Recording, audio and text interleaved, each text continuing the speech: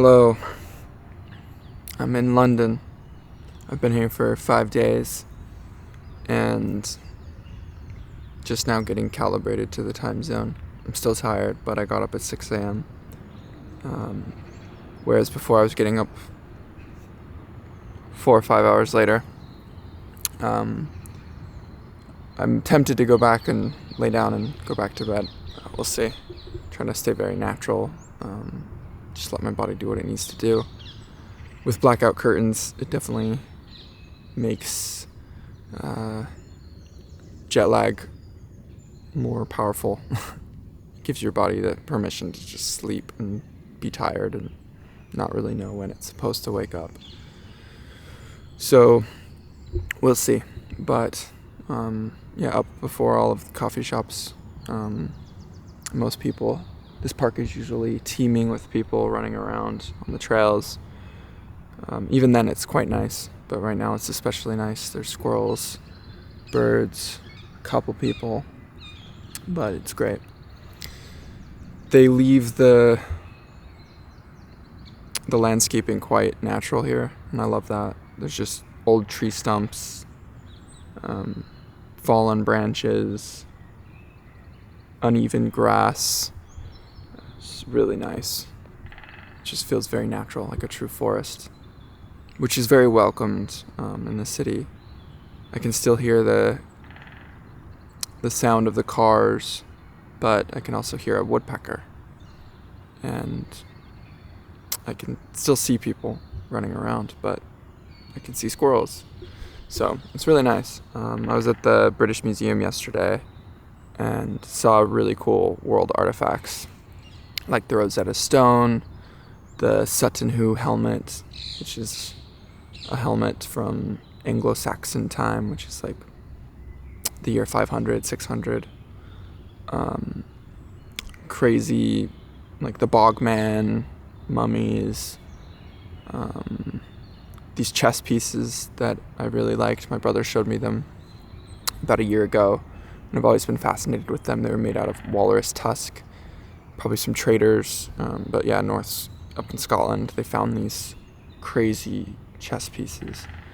A few other things, but it was really cool. But every photo you take of these artifacts, you have, 40 people in the background. And when you're going to see the Rosetta Stone, you have, a crowd of people all looking through the glass, and you have to kind of get in and get a photo. It's almost like you go to see the Rosetta Stone, but you're like, all right, just get the photo and let's go. It's kind of interesting. But again, being in the city, that's just what comes with it. What do you expect? Everyone wants to see these things. They're so iconic, and that's what you do when you're in London. You go to these museums. It's like the Louvre or the Met. But I liked it. And we've been managing to do different exploratory things each day.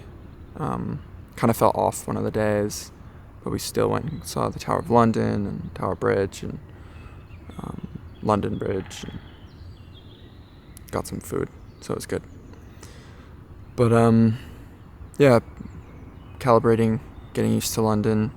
We'll be in the UK and or Europe for the next 3 months, it seems, so there was no rush to get calibrated. Luckily, this isn't a week-long vacation.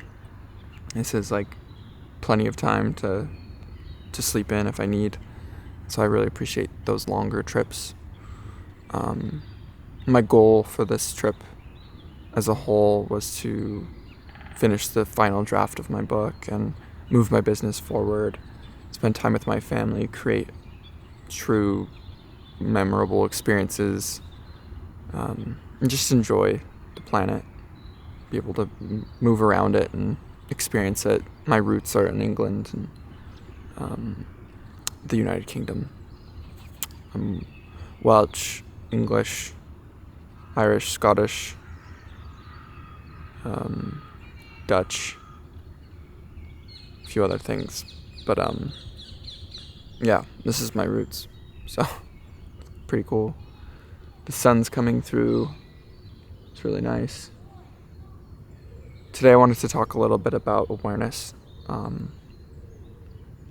First, and foremost, awareness is something I'm learning myself. So I'm not an expert per se, but I do feel that I've figured out some things that have been very helpful for me. When you hear someone talking about raising their levels of awareness or having a higher awareness, when I first heard that, I would kind of imagine that there was these tiers of people, and when you have a high state of awareness, you're just like above everyone else. And that can be the case in certain circumstances, but ultimately I'm realizing that it's more about levels, and these levels are at different heights and positions, and they basically just provide vantage points for you to see in a new light, in a different light. And so having new levels of awareness rather than higher levels,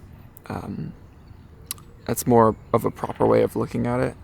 But within the levels, there's higher states. So someone can be really advanced in their level of awareness of their presence with nature and stillness, but then they can be really low in their stance for something else, like seeing other people, seeing metta and love for other people.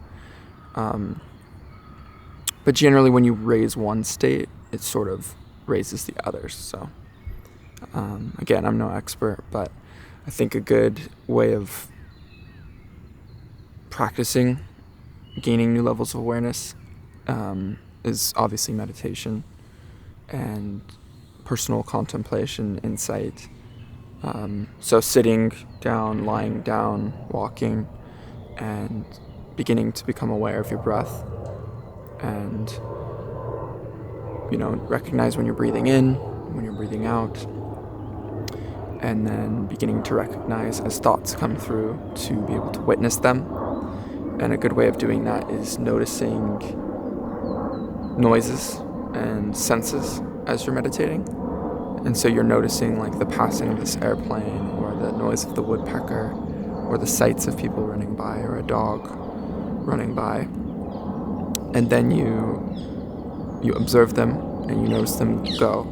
And then you begin to observe your thoughts, and you notice those go. It's just the same. So you begin to become more of an the observer. And this is more of an awareness. A lot of people get caught up thinking that they are the thoughts that they have. So they're just this experience of thinking, and then they just go out into the world and think. Whereas if you're able to realize that you can watch yourself think, so what are you behind that? And meditation really helps with that, because you can say, whoa, I'm feeling so angry at my friend, or at myself, or at the world, or whatever, or sad, or excited, whatever the emotion is. And then you can ask why. And then you can begin to see emotions come up, and you can process them and let them go more easily, and you become less reactive. So that is a way to raise your awareness and to gain a new level of awareness. Create presence, stillness.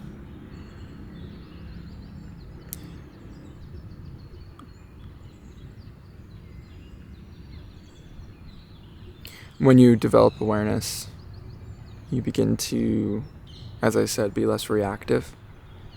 And you can also begin to be more quick to love, and not judge, and more patient with yourself,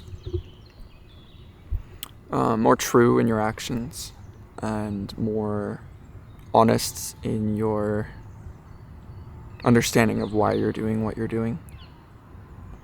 So you can catch yourself with certain patterns, and these patterns can be unhealthy patterns or positive patterns, but you begin to be able to see them rather than just do them. So you can say, wow, like, it's really cool that I'm out here at 6 a.m. in nature, filming a video, committing to my practices, and it's really special. Or, wow, I just noticed myself have a craving to get coffee. Is this something I want to, be controlled by? Am I wanting to, try to... I'm watching a crazy hunting dog. Wow. Anyways, let's see if I can zoom in on it.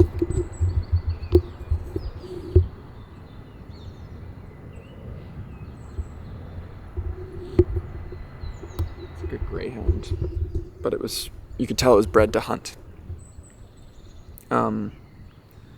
But yeah, like, I noticed myself with different addictions and vices, and I would catch myself and go, why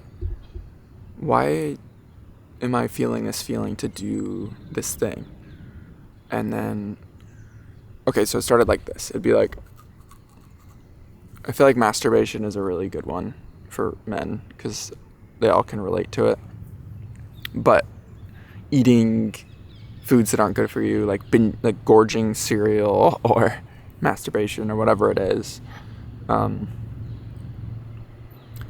it's when you're a victim to it, you do it and then you regret it after, or you do it and you just don't think about it. So then you do it and you regret it after, meaning it's something you should probably look at taking a break from. And then raising your level of awareness allows you to see that you're craving to do it and stop yourself before. And I guess that's a good way of explaining. This dog is crazy, just hunting all the squirrels. Not actually getting them, but hunting. Anyways, seeing something that you want to do and being able to control your mind and ask questions and adjust and develop new habits. And so you can use this tool. Let's see if I can...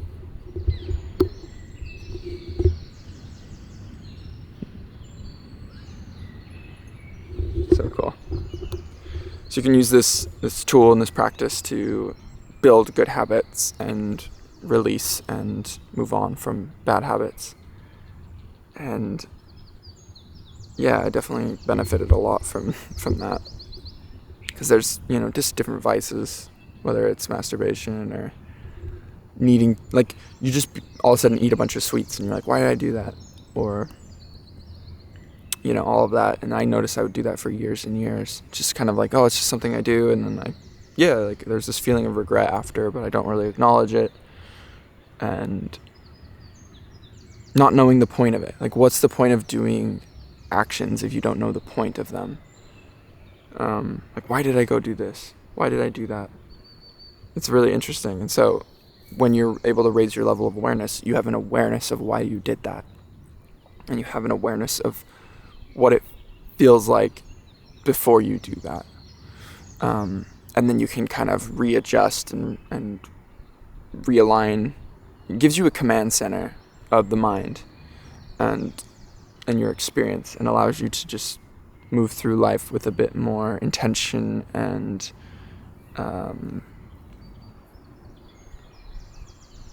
expertise, I guess. So for example, if you were out and someone bugged you, in traffic, or someone cut you in line at the airport or the TSA, I found myself pretty upset with the TSA, like moving me aside and moving just little things where you're like, hey, that's not fair. And it's like, well, they don't know what fair is, and they deal with thousands of people every day. They're not going to be perfect and present. So leaving the TSA, I would talk to my partner and be like, we should have done better. We were getting angry.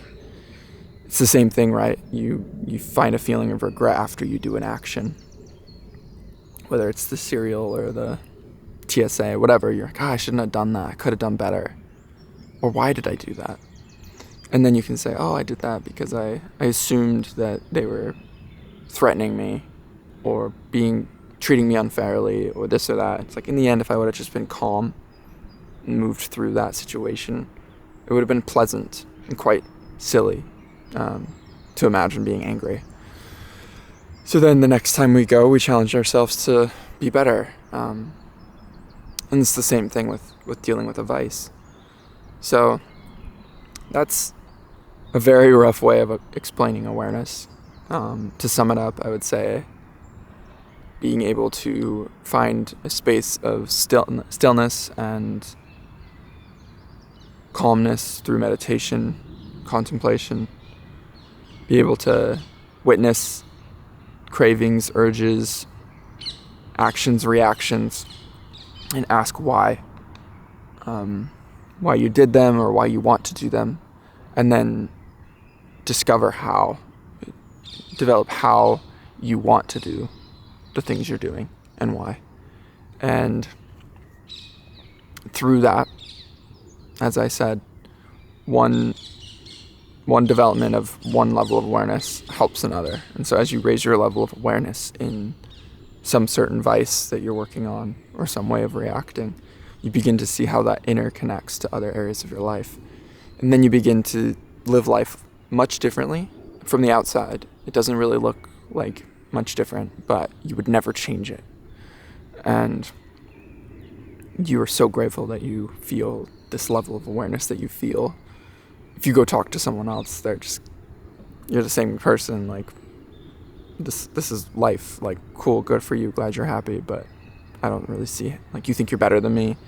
That kind of, I guess, perspective comes from other people, because I felt that towards people that seemed like they figured something out, and you're just like, well, what do you mean? Because you don't understand until you actually experience it. Because there's nothing more valuable than presence, right? Time and life are so rare and so special. And so if you can slow down time and be present and intentional with your actions and understand why it is you do what you do, it's just a better way of living. So rather than moving through life sort of with your blinders on, just doing things that you always do every day, asking why and beginning to upgrade what you do and why you do it, it's life-changing for yourself and everyone else. So hopefully that brings some light to you and helps you understand it better for yourself. I have much, much, much to learn, so please share with me if you have anything to share.